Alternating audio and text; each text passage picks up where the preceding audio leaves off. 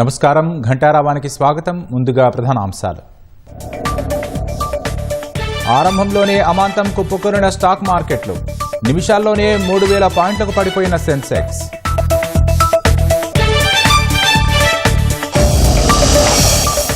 పది నెలల కనిష్ట స్థాయికి పడిపోయిన సెన్సెక్స్, నిఫ్టీ.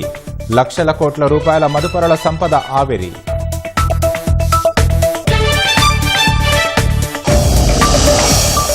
టారిఫ్లపై వైఖరి మారబోదన్న అమెరికా అధ్యక్షుడు ట్రంప్. అనారోగ్యానికి చేదు గుళికలు తప్పనిసరని వ్యాఖ్య.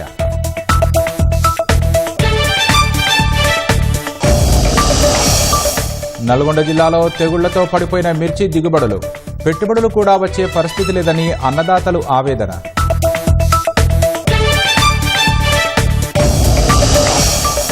భద్రాచలంలో వైభవపేతంగా శ్రీరామ మహాపట్టాభిషేకం. వేడుకకు హాజరు కానున్న governor Vishnudev Varma.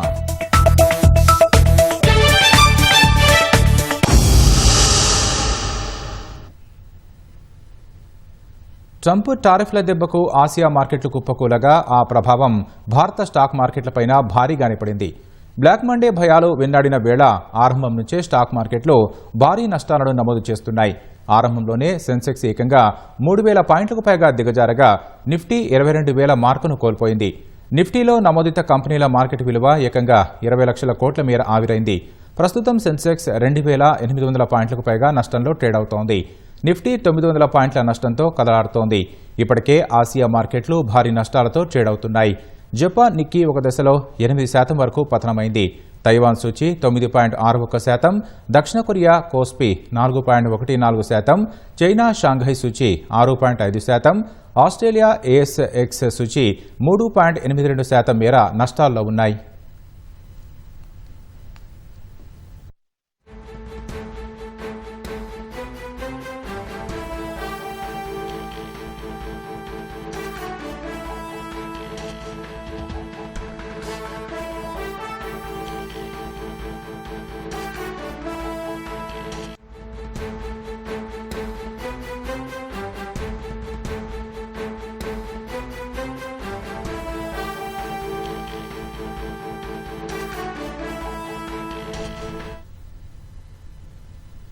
Hyderabad Gachibowli police station పరిధిలో అమానవీయ ఘటన చోటు చేసుకుంది.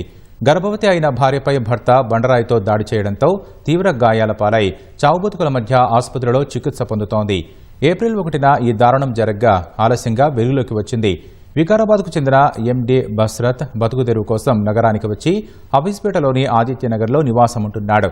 కోల్కతాకు చెందిన షబానా పర్వీన్ అనే యువతిని 2024లో ప్రేమ వివాహం చేసుకున్నాడు. ప్రస్తుతం షబానా పర్వీన్ 2 నెలల గర్భిణి.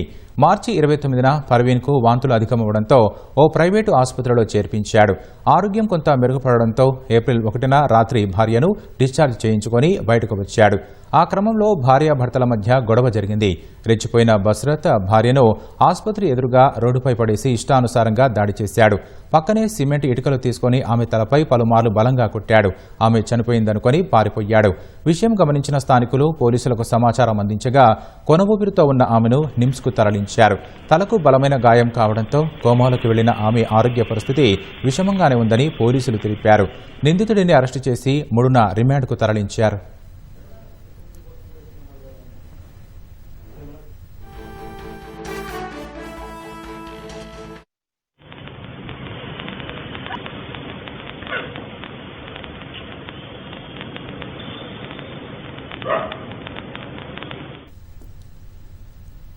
హైదరాబాద్లో మరోసారి లిఫ్ట్ ప్రమాదం తలెత్తింది. ఆసిఫ్ నగర్ పరిధిలో ఓ అపార్ట్మెంట్లో 5వ అంతస్తు నుంచి ఒక్కసారిగా మొదటి అంతస్తులోకి లిఫ్ట్ పడిపోయింది. ప్రమాద సమయంలో లిఫ్టులో 3 చిన్నారులు, మరో 3 పెద్దవారు ఉన్నట్లు పోలీసులు తెలిపారు. ప్రమాదంలో చిన్నారులకు ఎలాంటి హాని జరగలేదని, లిఫ్టులో ఉన్న 3 పెద్దలకు ఒకరికి వెన్నుపూస, మరో 2కి కాళ్లు విరిగినట్లు తెలిపారు. గాయపడ్డ వారిని నాంపల్లి ఎమ్మెల్యే మాజిద్ హుస్సేన్ పరామర్శించారు. పోలీసులు కేసు నమోదు చేసుకుని దర్యాప్తు చేస్తున్నారు.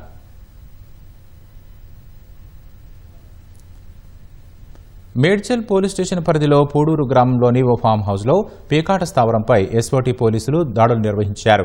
18 మందిని అదుపులోకి తీసుకొని నిందితుల నుంచి 16 చరవాణీలు 4 లక్షల నగదుతో పాటు మద్యం స్వాధీనం చేసుకున్నారు. నిందితులను మేడ్చల్ పోలీసులకు అప్పగించగా కేసు నమోదు చేసుకుని దర్యాప్తు చేస్తున్నారు.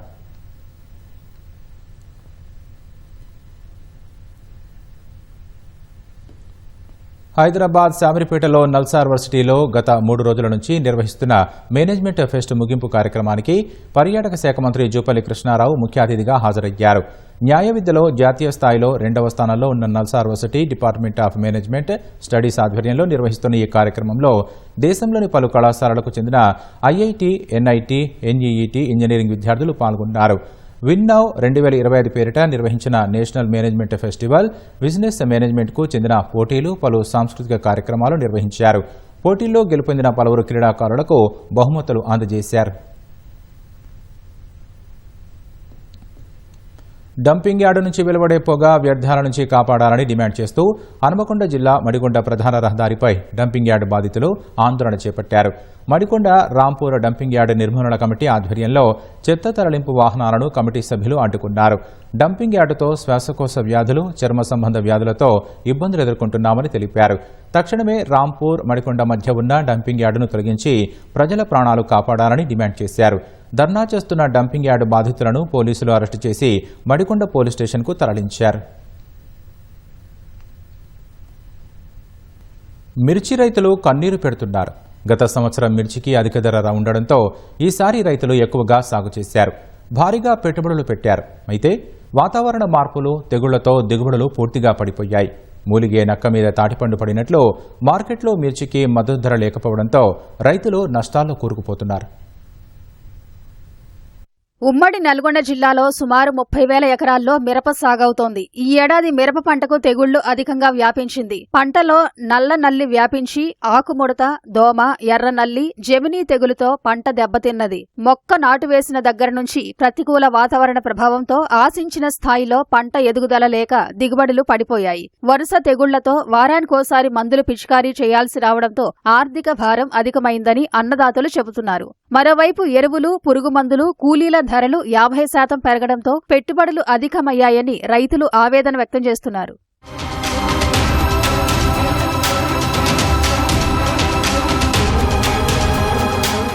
గత 3 ఏళ్లుగా మార్చి నెలలో క్వింటా మిర్చికి గరిష్టంగా 18,000 నుంచి 22,000 ధర పలికింది. ప్రస్తుతం మార్కెట్లో గరిష్ట మిర్చి ధర 14,000 కూడా పలకడం లేదు. ఈ ఏడాది సాగు పెరగడంతో పాటు అంతర్జాతీయ మార్కెట్లో డిమాండ్ తగ్గిపోవడంతో ప్రస్తుతం క్వింటా మిర్చికి 12,000 మాత్రమే ఇస్తున్నారని రైతులు చెబుతున్నారు. దీంతో ఆరుగాలం చెమటోడ్చి కష్టపడి పంట పండిస్తే పెట్టిన పెట్టుబడి కూడా వచ్చే పరిస్థితి లేదని కర్షకులు కన్నీటి పర్యంతమవుతున్నారు.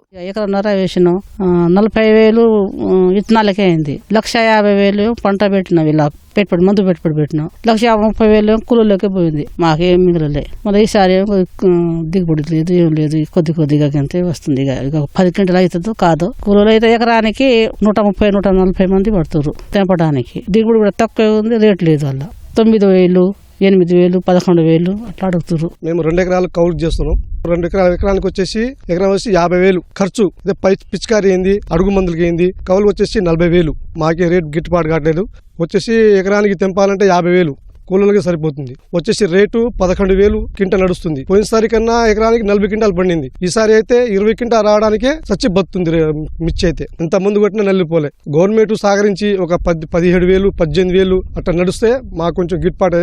గవర్నమెంట్ ఏమైనా సహకరించాలని కోరుకుంటున్నాం. కౌలుకు తీసుకుని పంట సాగు చేసిన రైతుల పరిస్థితి మరింత దయనీయంగా మారింది. కౌలు రేట్లు, పెట్టుబడులు, కూలీల ఖర్చు భారీగా పెరిగాయంటున్నారు. దిగుబడులు మాత్రం పూర్తిగా తగ్గిపోయాయని ఆవేదన వ్యక్తం చేస్తున్నారు. మార్కెట్లో ధర లేకపోవడంతో పెట్టుబడులు వచ్చేలా లేవని రైతులు వాపోతున్నారు. లక్షలు పెట్టుబడి పెట్టి మిర్చి పంట సాగు చేస్తే చివరికి నష్టాలే మిగులుతున్నాయని కౌలు రైతులు కుమిలిపోతున్నారు.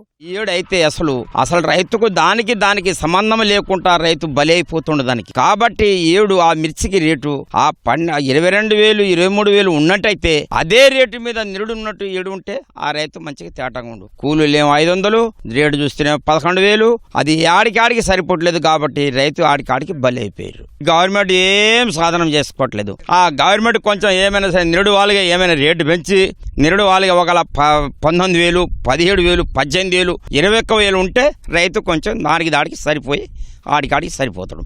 మళ్ళా కౌలు 1 ఎకరానికి 40,000 30,000 కౌలు చేనులు అయ్యి ఆ కౌలు చేనులు కౌలునే కట్టాలి. నష్టం జరుగుతుంది ఈ సంవత్సరం. గత 3 సంవత్సరాలు అయితే పర్వాలేదు, ఈ సంవత్సరం అయితే చాలా ఘోరంగా ఉంది రైతు పరిస్థితి.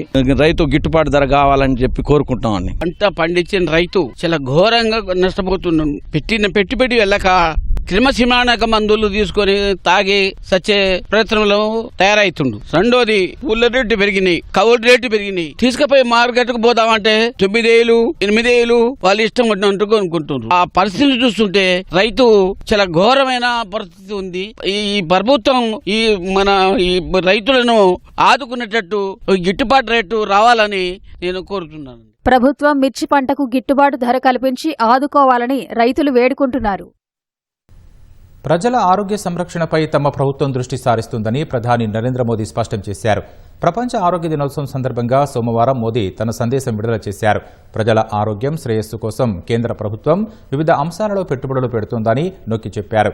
ప్రపంచ ఆరోగ్య దినోత్సవం సందర్భంగా ఆరోగ్యకరమైన ప్రపంచాన్ని నిర్మించడానికి నిబద్ధతను పునరుద్ఘాటించుకుందామని ఆయన పేర్కొన్నారు. మంచి ఆరోగ్యం అనేది అభివృద్ధి చెందుతున్న ప్రతి సమాజానికి పునాది అని ప్రధాని మోదీ వ్యాఖ్యానించారు.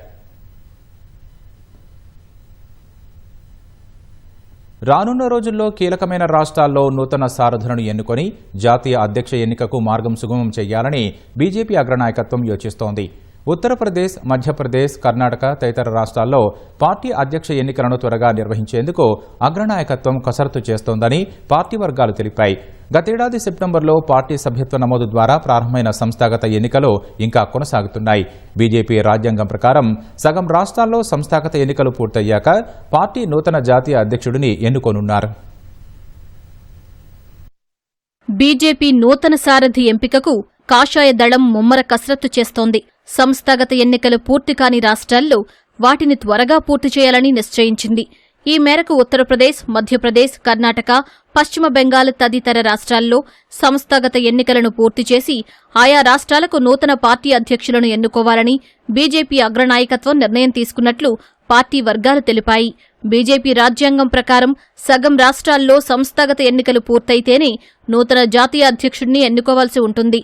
ప్రస్తుతం బీజేపీకి రాష్ట్రాలు, కేంద్రపాలిత ప్రాంతాల్లో కలిపి 37 శాఖలున్నాయి.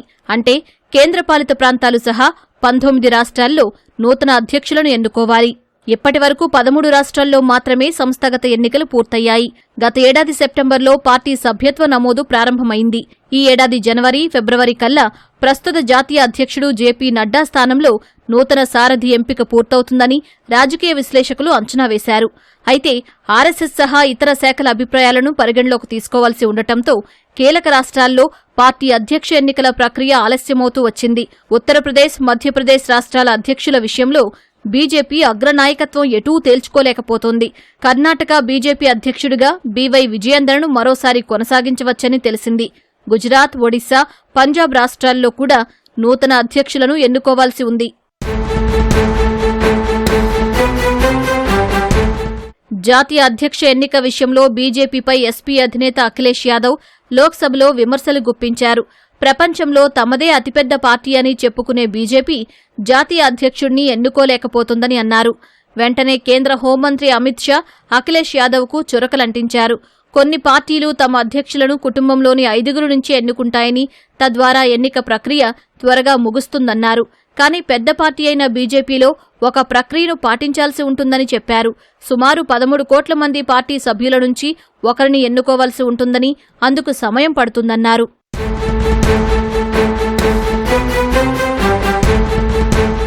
ప్రస్తుతం బీజేపీ జాతీయ అధ్యక్షుడిగా కేంద్ర మంత్రి జేపీ నడ్డా ఉన్నారు.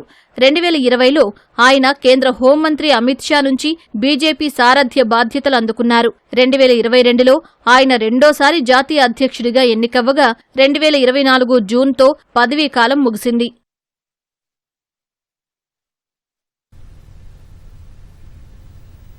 ఎమ్మెల్సీలుగా అంజిరెడ్డి, మల్క కొమరయ్య ప్రమాణ స్వీకారం చేశారు. వారితో మండలి చైర్మన్ గుత్తా సుఖేందర్ రెడ్డి ప్రమాణం చేయించారు.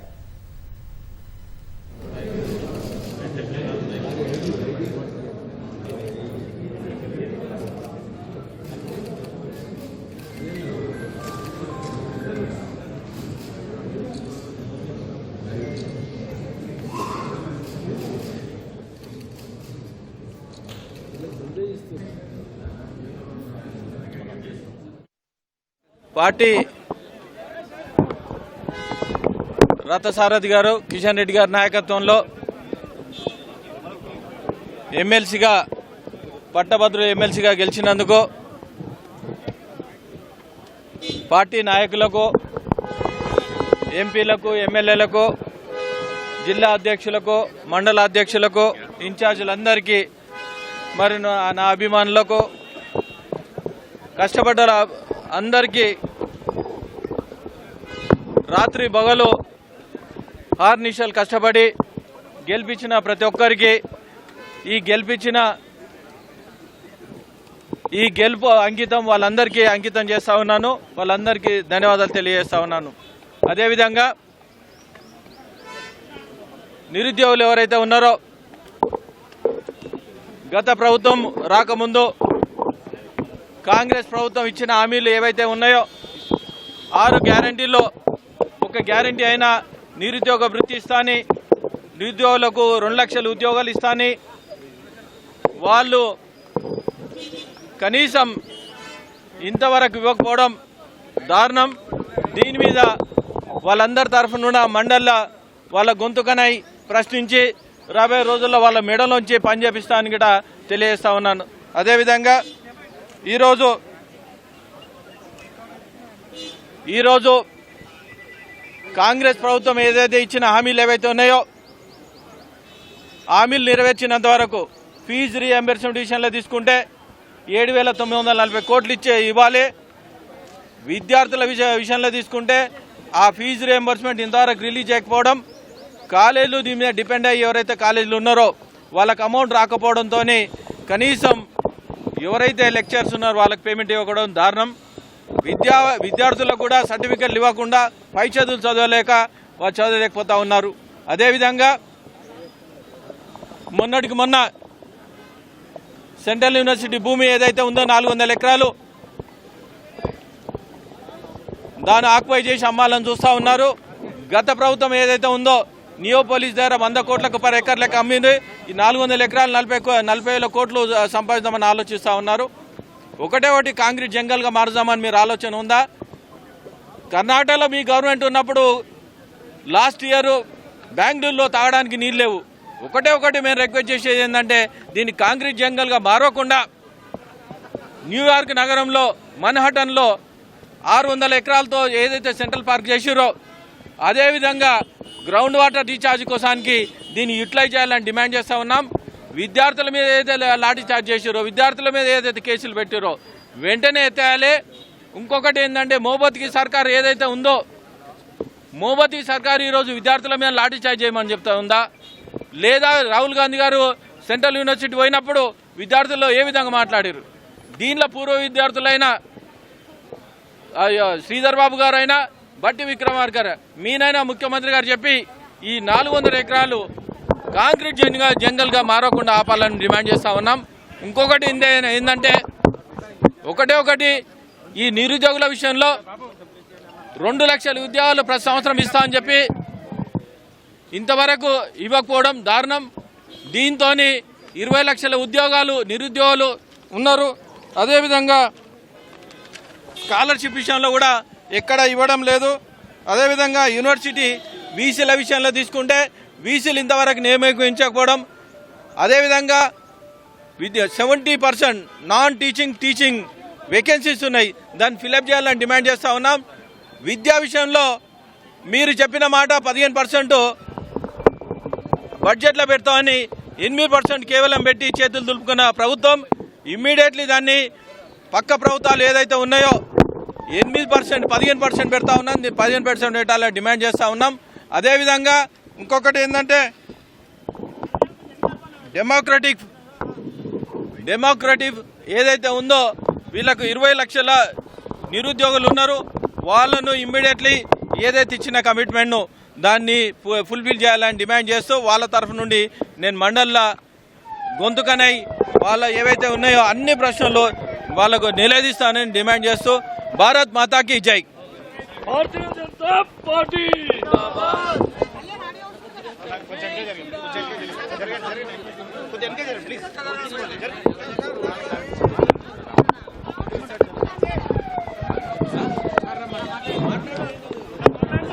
ఈరోజు శాసన మండలిలో సభ్యునిగా ప్రమాణం స్వీకారం చేయడం జరిగింది.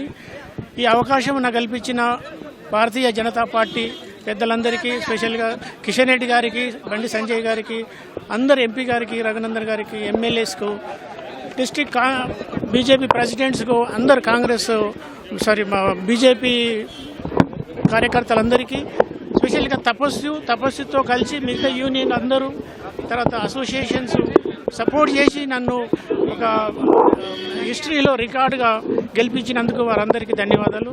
టీచర్లందరికీ చాలా సమస్యలు ఉన్నాయి, అవన్నీ మనము సాధించాలి. అయితే ఎప్పుడైతే క్యాన్వసింగ్లో వాళ్ళకు ప్రామిస్ చేసిన అన్ని ఇష్యూస్ను కూడా మేము మన కౌన్సిల్లో లేవనెత్తుతాము. వాళ్ళకు పిఆర్సీ ఉంది, డిఏలు ఉన్నాయి, తర్వాత రిటైర్మెంట్ బెనిఫిట్స్ ఉన్నాయి, తర్వాత వివిధ టీచర్లకు వివిధ ప్రాబ్లమ్స్ ఉన్నాయి, కస్తూర్బా టీచర్లకు సపరేట్ ప్రాబ్లమ్స్, మోడల్ టీచర్స్కు ప్రాబ్లమ్స్ ఉన్నాయి. అవన్నిటిని కూడా మేము నోట్ చేసుకోవడం జరిగింది. అవన్నీ సాధించేంత వరకు కంటిన్యూగా కొట్లాడి అవసరమైతే నిరాహార దీక్షలు చేసి వాళ్ళ ప్రాబ్లమ్స్ అట్టే వరకు గవర్నమెంట్తోని, ఉన్నత విద్యాశాఖ అధికారులతోని కలిసి కొట్లాడి వాటిని సాధించే వరకు కొట్లాడతాము. తర్వాత ఈ ఎన్నికల్లో టీచర్స్, గ్రాడ్యుయేట్స్, మేధావులందరూ ఆలోచించి ఓటేశారు కాబట్టి, బీజేపీకి ఓటేశారు కాబట్టి ఈ ఎన్నికను మనం దృష్టిలో పెట్టుకొని నెక్స్ట్ ప్రజలందరికీ, తెలంగాణ ప్రజలందరికీ మనం వాళ్ళను కన్విన్స్ చేస్తూ బీజేపీ పార్టీ యునైటెడ్గా ఫైట్ చేస్తే నెక్స్ట్ బీజేపీ గవర్నమెంట్ వస్తుంది. నెక్స్ట్ ఎలక్షన్స్లో సంస్థాగత ఎలక్షన్ కానీ, గ్రామ పంచాయతీ కానీ, జిల్లా పరిషత్ కానీ, అన్ని ఎలక్షన్స్లో కూడా అన్నిట్లో బీజేపీ గవర్నమెంట్ గెలవబోతుంది. దాని కొరకు మేమందరము బీజేపీ కార్యకర్తలందరూ కలిసికట్టుగా పనిచేసి గెలిపిస్తారు. ఇక్కడి నుంచి ప్రతి ఒక పునాది పడ్డది కాబట్టి కంటిన్యూగా ఇప్పటి నుంచి వచ్చే ఎలక్షన్లు అన్నిట్లో కూడా బీజేపీ గెలవబోతుంది.